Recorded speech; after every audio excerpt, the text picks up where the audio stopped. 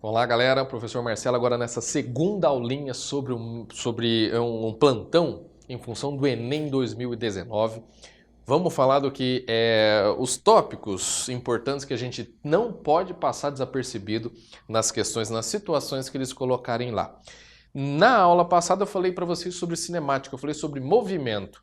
Falei alguma coisa sobre força, leis de Newton, então agora nessa aula em si a gente vai falar especialmente sobre as leis de Newton e sobre gravitação, algumas coisas de uma forma bem geral, chamando atenção para todos esses pontos. Vamos lembrar das 3 leis de Newton, rapidinho. Por que eu vou fazer questão de lembrar dessas 3 leis de Newton? Porque toda dinâmica, dinâmica impulsiva, gravitação, tudo gira em torno dessas benditas 3 leis de Newton. Primeira lei de Newton é a lei da inércia. Inércia tem acento porque é uma paroxítona terminada em ditongo, tá vendo? Ó, vai anotando aí, inércia, certo? Segunda lei de Newton é o princípio fundamental da dinâmica, que força resultante é o produto da massa com a aceleração adquirida. E a terceira lei de Newton é da ação e reação. Então, vamos lá. Tendência natural dos corpos de permanecerem em repouso ou movimento retilíneo uniforme, até que uma força resultante diferente de zero tire dessa condição. Força resultante o produto da massa com aceleração adquirida e toda ação possui uma reação de mesma intensidade, mesma direção em sentidos opostos. Não esqueça, ação e reação atuam em corpos diferentes, por isso que não tem sentido algum, não tem sentido nenhum uma força anular a outra. Para uma força anular a outra, as duas forças têm que estar atuando no mesmo corpo. Não esqueça disso. Para uma força anular a outra, as duas têm que ser concorrentes, têm que estar atuando no mesmo corpo. Cuidado com essa história aqui de ação e reação, gente. Tudo essas 3 leis de Newton. Você pode encontrar um exercício falando lá sobre cabo de guerra. Imagina, você pegar um exercício de cabo de guerra, você vai lembrar dessa aula. Veja bem, cabo de guerra. A pessoa vai lá, tem um grupo lá de lá, um lado de cá. A pessoa vai lá, exerce uma força na corda, ela puxa a corda para trás. Essa é a ação. Qual que é a reação? A corda puxa essa pessoa para frente. Você está entendendo? Tipo, a ação puxa para trás e a corda exerce a reação puxando a pessoa para frente. O que impede a pessoa de ir para frente não é a força física dela. O que impede a pessoa de ir para frente é a força de atrito entre os pés da pessoa e o chão. Aí você fala, Marcelo, então quer dizer que o cabo de guerra, quem ganha, então não é a equipe mais forte? Exatamente, não é a equipe mais forte. A equipe vencedora do cabo de guerra é aquela que possui uma força de atrito maior entre os pés e o chão. Você está entendendo? Esse é o cabo de guerra. O cabo de guerra ele era na primeira versão das Olimpíadas, teve o cabo de guerra como esporte, né, entre aspas. Depois ele foi banido, porque as equipes que ganharam não eram as equipes mais habilidosas ou as mais fortes. Eram as equipes que tinham maior força de atrito entre os pés e o chão. Cuidado com essa história de força de atrito. A força de atrito, gente, ela é uma força contrária, tudo bem. Ela é contrária ao movimento ou à tendência do movimento. Cuidado com isso. A pessoa coloca na cabeça assim, força de atrito é sempre contrária, força de atrito é sempre do contra. A força de atrito ela é contrária ao movimento ou à tendência do movimento. Claro que se eu tiver assim, ó, se eu tiver um corpo aqui. Agora, existe movimento, tendência de movimento? Se não tem movimento nem tendência, não tem força de atrito. Aí, Marcelo, que força que tem aqui? Tem o peso para baixo e tem o normal para cima. Marcelo, o valor da força normal aqui é igual ao valor da força peso? Sim. Tem a mesma direção essas duas forças? Sim. Tem sentidos opostos? Sim. Portanto, para ação e reação? Ação é a força peso. A força peso é uma força de interação entre o corpo e o planeta. Então, se a ação está num corpo, a reação está no outro. Então, se a ação está no corpo, a reação tem que estar no planeta. A reação da força peso está no centro da Terra. Então, peso e normal não constituem o par ação e reação, gente, pelo amor de Deus. A normal é a força que a superfície exerce no corpo, que ela é exatamente igual à força que o corpo exerce na superfície, que não é o peso. Nesse caso, ela é uma força que ela é igual ao peso, entendeu? Cuidado com isso. A força que o corpo exerce na superfície não é o peso. Ela é uma força igual ao peso, certo? É o que a gente chama até de menos normal. Mas peso normal não constitui o par ação e reação. Nesse caso aqui, se não há movimento e muito menos tendência de movimento, aqui não tem força de atrito. Tá, mas e se eu vir aqui e exercer uma força aqui para a direita? Se eu exercer uma força aqui para a direita, aí surge força de atrito. Força de atrito é contrária à tendência do movimento, ou o movimento em si. Se há uma tendência de movimento aqui para a direita, portanto, a força de atrito aqui está apontando para a esquerda. Olha ali. Só que cuidado com isso, gente. Como eu disse para vocês agora há pouco, a pessoa coloca na cabeça e decora. Força de atrito é sempre do contra. Logo, força está para lá, força de atrito está no sentido contrário. Então, se eu estou andando para frente, para onde é que está apontando a força de atrito? Para onde é que a pessoa já fala? Para trás. Calma lá. Se eu estou andando para frente, eu estou caminhando para frente, existe força de atrito entre o meu corpo e o ar? Existe. Existe força de atrito entre os meus pés e o chão? Existe. Então, cuidado lá no Enem. Veja bem, estou andando para frente. Se eu perguntar, para onde é que está apontando a força de atrito entre o meu corpo e o ar? Se você pensar, o ar está favorecendo o meu movimento ou está dificultando? Está dificultando. Se ele está dificultando, então se eu estou andando para frente, a força de atrito do meu corpo com o ar está apontando para trás. Mas e a força de atrito entre os meus pés e o chão? Para onde é que está apontando? Para onde é que está apontando a força de atrito entre os meus pés e o chão? Então, ó, se eu estiver andando para frente, meu pé não está escorregando, mas a tendência dele não é de escorregar para trás. Entendeu a ideia? Ó, você está andando para frente, a tendência do pé é de escorregar para trás. Olha a ação e reação aqui, ó. Você empurra o chão para trás e o chão te empurra para frente. Quando você está nadando, ação, você empurra a água para trás. Reação, a água te empurra para frente. Essa é ação e reação. Agora, no caso da força de atrito entre os pés e o chão, você está andando para frente. A tendência do seu pé é de escorregar para trás. Se a força de atrito é contrária a essa tendência, logo a força de atrito está apontando para frente. É essa força de atrito que permite você caminhar. Se ela não existisse, você não conseguia andar. Vocês entenderam? Agora, como um carro está andando. Se você desprezar o atrito com o ar, vamos considerar apenas o atrito dos pneus com o chão. Vamos considerar apenas o atrito dos pneus com o chão. Olha só o que está acontecendo no caso de um carro. Vou fazer aqui os dois pneus, ó. Ó. Não vou fazer o desenho do carro por motivos óbvios, eu não tenho toda essa habilidade para desenhar o carro. Vamos considerar que esse daqui são os pneus dianteiros e esse daqui os pneus traseiros. Vamos considerar que o carro está andando para lá, portanto, ele está andando para frente. Vamos lá, o carro está andando para frente. O carro ele pode ter a propulsão, né? A tração, melhor dizendo. Pode ser nos pneus dianteiros ou pode ser nos pneus traseiros. Vamos considerar um carro que tem tração nos pneus dianteiros. Pneus dianteiros. Vamos lá. Se ele está andando para frente, o pneu está girando aqui, certo? Os dois pneus estão girando aqui no mesmo sentido. Mas a tendência desse aqui, ó, não é de escorregar, portanto, a tendência, se a tração é na frente, a tendência dele não é de escorregar, vamos dizer assim, para trás.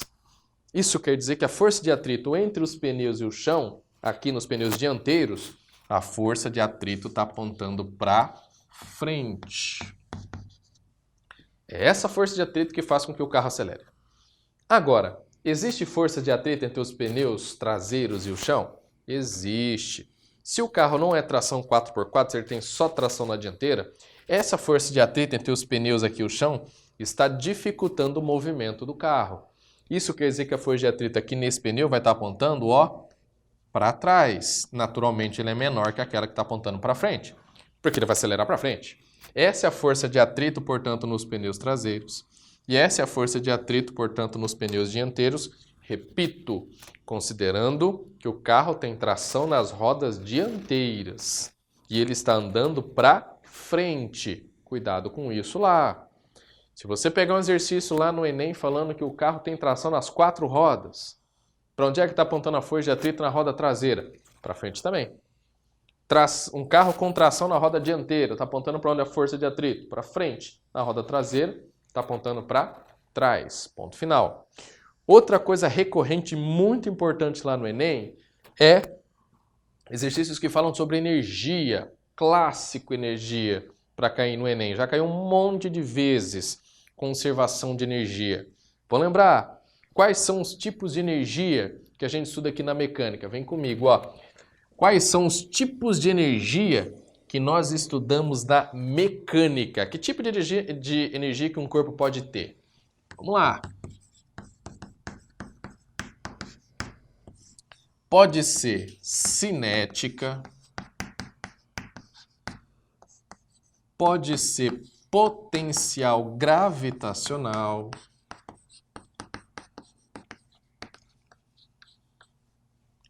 pode ser a potencial elástica.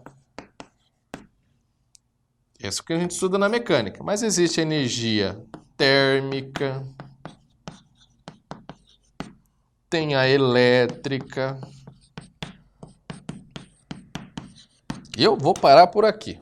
Mas olha, desculpa, tem muito tipo de energia. Muito tipo de energia. O que você tem que saber é o seguinte: a cada transformação de energia sempre vai haver uma dissipação. O que é dissipação de energia? Eu posso transformar o que a gente chama de energia mecânica, que é a energia total que o corpo pode ter, em energia não utilizável. O que quer dizer energia não utilizável? Veja bem. Deixa eu perguntar para vocês, que tipo de energia que esse giz possui aqui agora? Possui energia cinética? Lembrando, o que é energia cinética? Energia de movimento. Se o corpo possui movimento, possui energia cinética. Potencial gravitacional é energia de posição, certo? Que está relacionado diretamente com a altura e com a gravidade.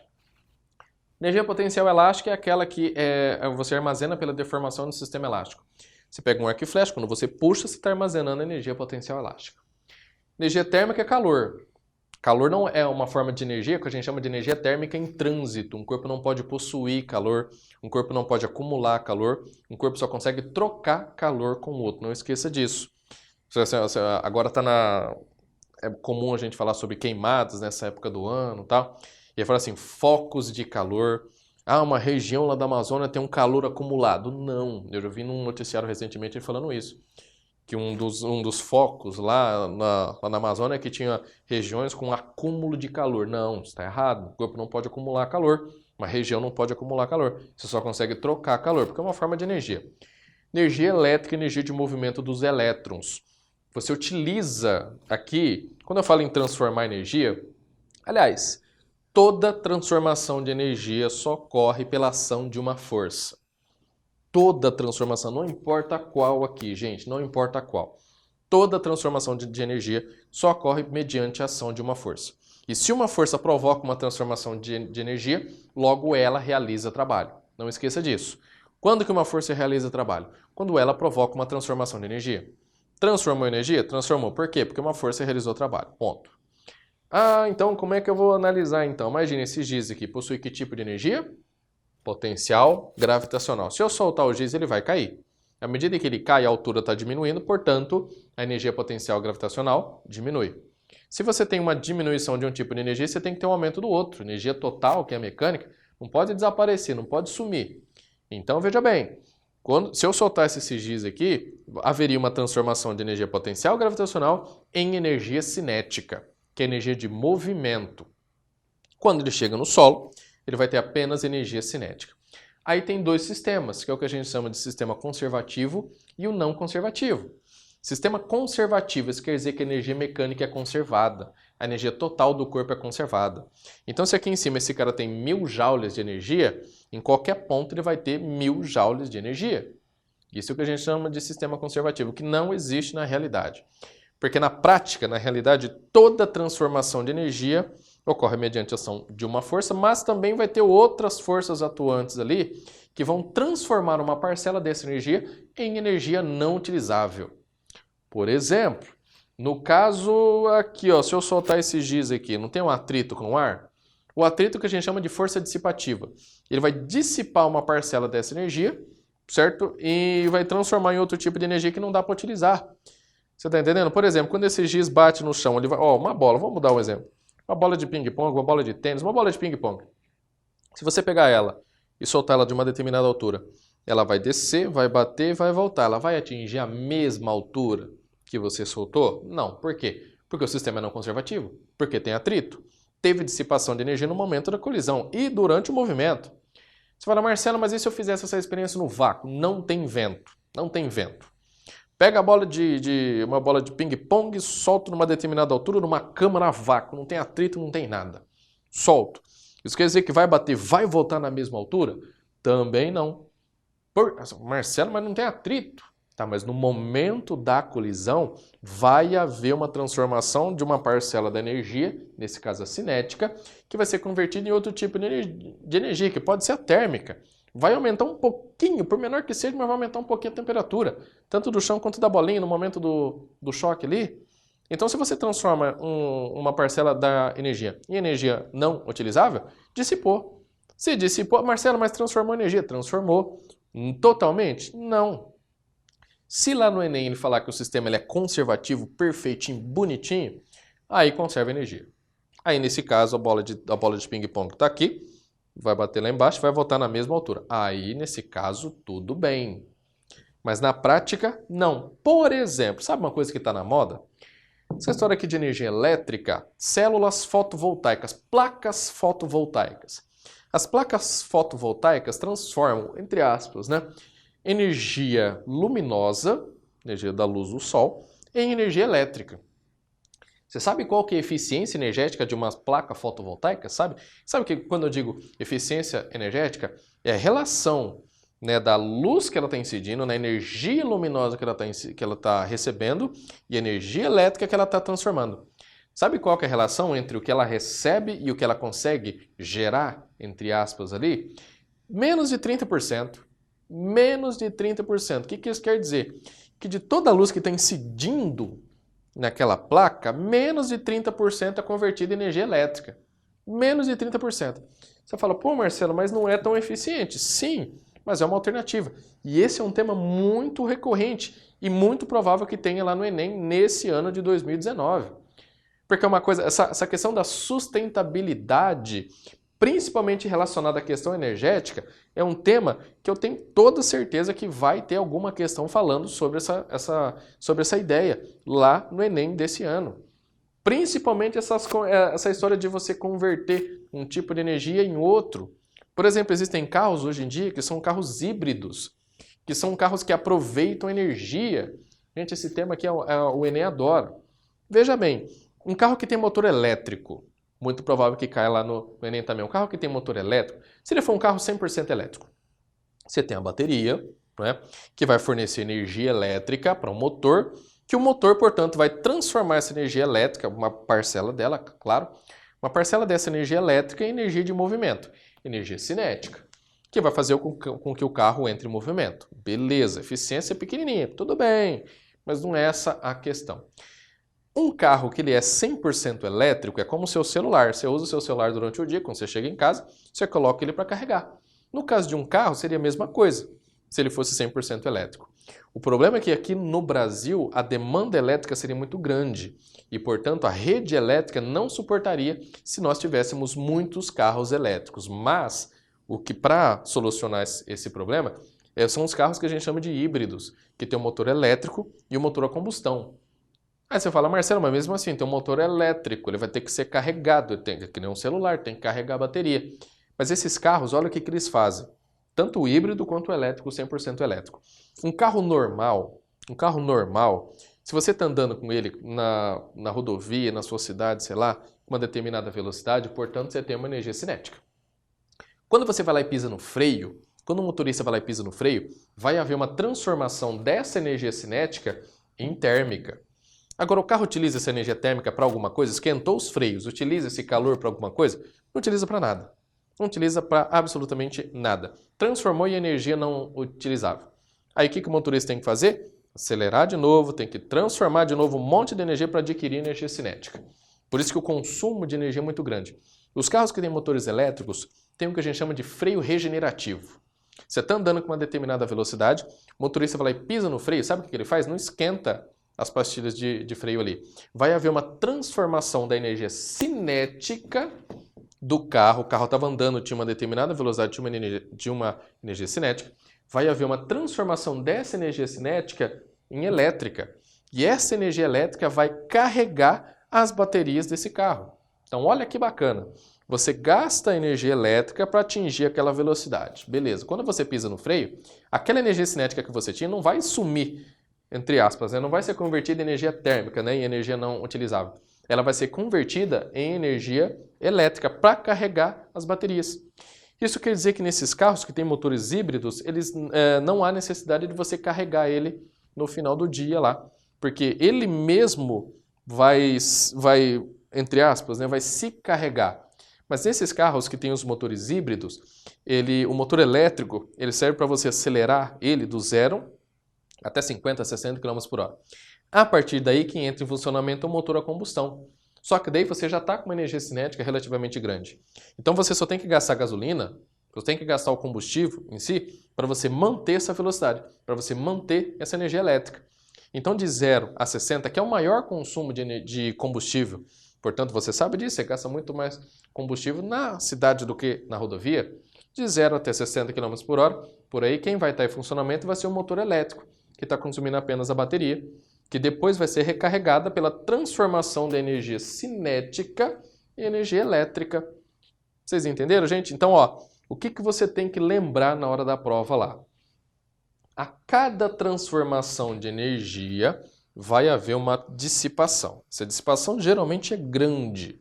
O que os engenheiros fazem hoje em dia é minimizar essa dissipação ao máximo, né? Minimiza a dissipação ao máximo. Mas, né, mesmo assim vai ter a dissipação, salvo se ele considerar lá um sistema perfeito, o que é pouco provável.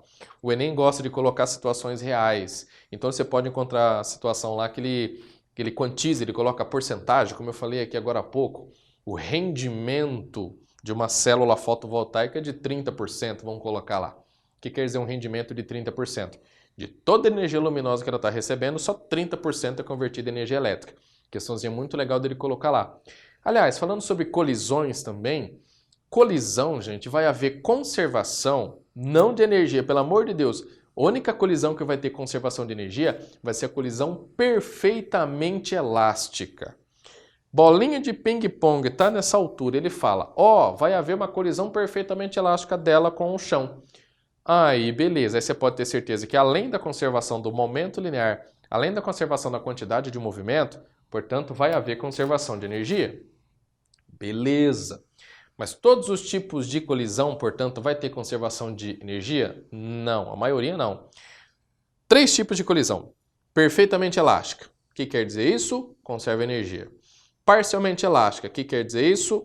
Não conserva, vai ter uma dissipação pequena de energia. E inelástica, que perde energia pra caramba. Transforma em energia não utilizável muita energia, uma dissipação máxima de energia. O que é uma colisão elástica, que tem a perfeita e tem a parcialmente?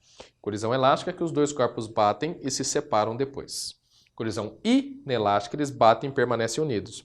O fato deles permanecerem unidos é justamente pelo fato de gastar muita energia no momento dessa colisão. Você está entendendo? Então por isso que dissipa bastante energia. Mas ó, não importa o tipo de colisão, não importa. Sempre vai haver conservação da quantidade de movimento. Quantidade de movimento é a mesma coisa que momento linear. Encontrou esse termo lá, momento linear ou quantidade de movimento é a mesma coisa. Então veja bem, se o sistema que a gente chama de isolado de forças externas, ou seja, sistema constituído pelos dois corpos que vão se chocar. A força entre eles, portanto, se você considera o sistema como os dois corpos, a força entre eles é uma força interna. Em outras palavras, posso dizer que é um sistema isolado de forças externas.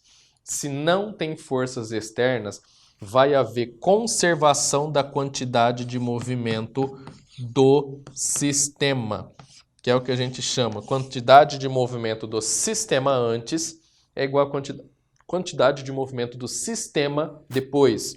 Lembrando que quantidade de movimento é um vetor, portanto vai haver conservação da quantidade de movimento, vai haver conservação da quantidade de movimento, ou seja, módulo, direção e sentido. Agora não confunda conservação da quantidade de movimento com conservação de energia. Repito, conservação de energia só na colisão perfeitamente elástica. Parcialmente elástica perde um pouquinho, inelástica perde bastante. Independentemente ou não se perde energia, vai haver conservação da quantidade de movimento. Conserva a quantidade de movimento, eu repito, porque não tem força externa. A força entre eles é uma força interna desse sistema. Você fala, Marcelo, mas e se tiver força externa? Você pegou um exercício lá que fala que tem força externa. Vou te dar um exemplo. Você tem uma bola de futebol, ela está parada. A quantidade de movimento inicial dela é quanto? 0. O jogador vai lá e chuta a bola. O pé do jogador não exerce uma força? Essa força é uma força externa. Força externa, portanto, gera o que a gente chama de impulso. Impulso é o produto da força com o tempo. Se tem impulso, tem variação da quantidade de movimento. A bola estava parada, a quantidade de movimento inicial dela é 0. Se ela entra em movimento, portanto, ela vai adquirir uma quantidade de movimento. Então, conservação da quantidade de movimento somente se não tiver força externa. No caso de uma colisão, que você considera isolado de força externa, a força somente interna desse sistema constituído pelos dois corpos. Agora, se tiver força externa, não tem conservação da quantidade de movimento, aí vai ter impulso e vai ter tudo mais. Tudo bem, gente? Tema muito importante, vale a pena dar uma revisada nas formulinhas sobre energia. Essa parte aqui de colisões também tema muito recorrente. Força de atrito muito importante também. Todos os tipos de força, claro. E como base de tudo isso que eu falei para vocês, nós temos as 3 leis de Newton. Gente, espero ter ajudado. Um abraço e boa prova.